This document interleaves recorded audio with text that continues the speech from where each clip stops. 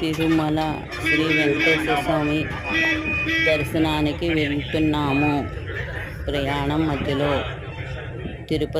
దిగువ తిరుపతి నుంచి ఎగువ తిరుపతికి వెడుతున్న దృశ్యము. చాలా చాలా బాగుంది ప్రయాణము.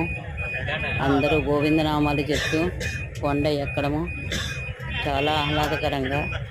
పరిసర ప్రాంతాలు చాలా బాగున్నాయి. ఇది పెద్ద తిరుపతి.